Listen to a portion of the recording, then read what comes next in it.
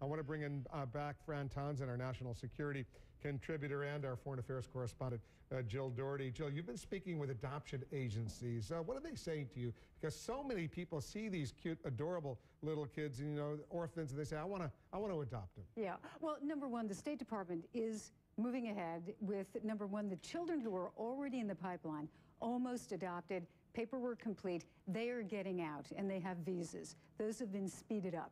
Then there's a second category, and those are the kids who were kind of in the beginning process. They had identified parents, so they are waiving the paperwork for them. They get humanitarian parole, and they're getting out.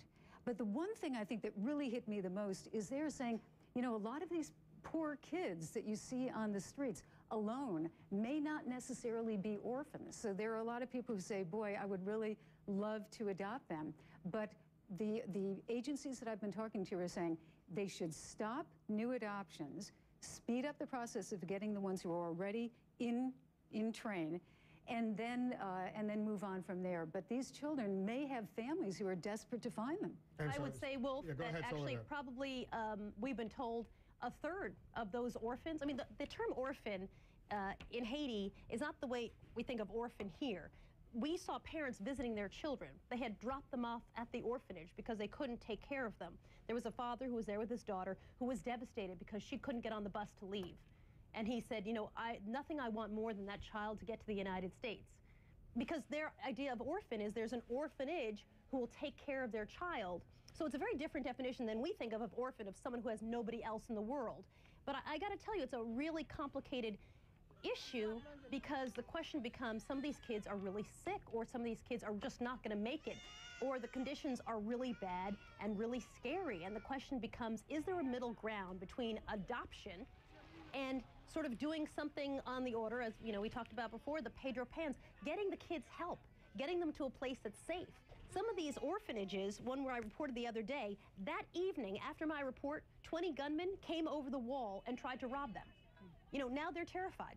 So there's got to be a middle ground between leaving them and adopting them out, which takes years. There's got to be somewhere in between, and I'd be curious if government officials sort of have ideas about that. Yeah, well, I'm going to bring Fran in because you know a lot about this.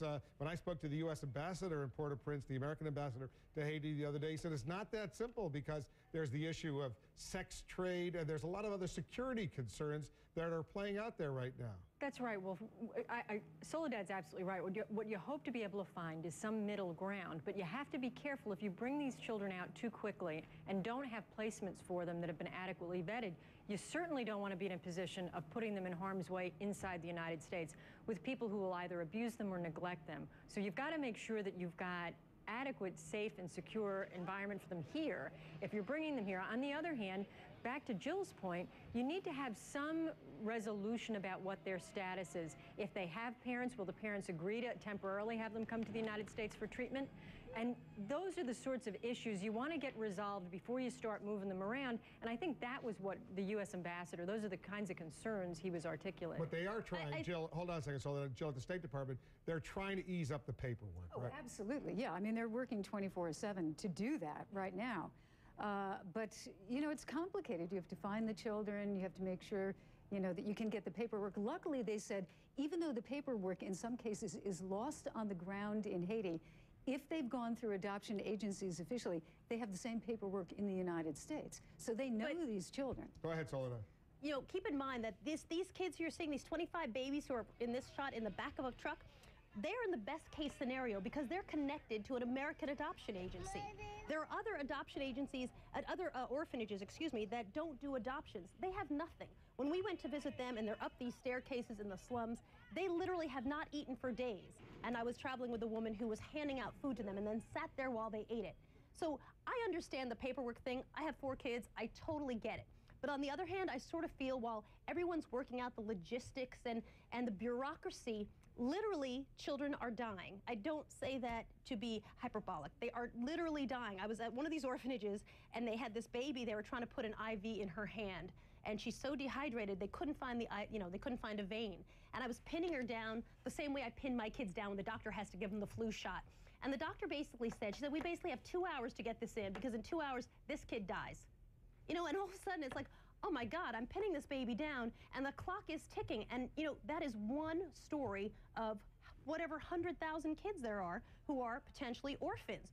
I understand no one would want a child to go to a bad home, whether it's in Haiti, to the United States, in any country in the world. But there's got to be someone who's saying, and thinking about it quickly, an airlift, something. Because right now, for a lot of these kids, there is literally nothing. There's nothing. All right, I want all of you to stand by because we have another guest I want to bring in who knows something about what's going on right now. Dr. Barth Green, he's a professor at the University of Miami Medical School. He's also the co-founder of the project MediShare for Haiti, and he's been working diligently to deal with this. On this whole issue of orphans, give us a thought, doctor, because you're there on the scene. No, we've been moving orphans back to the United States. I spent the night a couple nights ago with Homeland Security, but the fact is that it is a major problem. Sunday night, John Walsh is coming down here.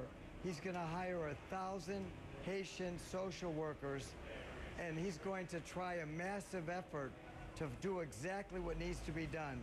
Identify the orphans, see which ones are truly orphans, and be able to sort out all the issues that are causing so much pain for the people in America and around the world that want to do the right thing.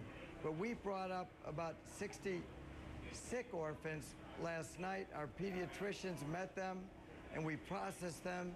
We're working with that group with Catholic Charities. But it is an issue. There's no doubt that if an orphan is let loose in the community, they could become a servant. There's not enough food for the kids in the family, the first 5 kids, not to mention the orphan, and they're not put in a very good position. What I told President Preval and his wife Elizabeth this week is, let these children go, let us heal their bodies, let us educate them, and they'll come back to Haiti and rebuild their country. And that day, President Preval signed a decree easing the restrictions on moving orphans.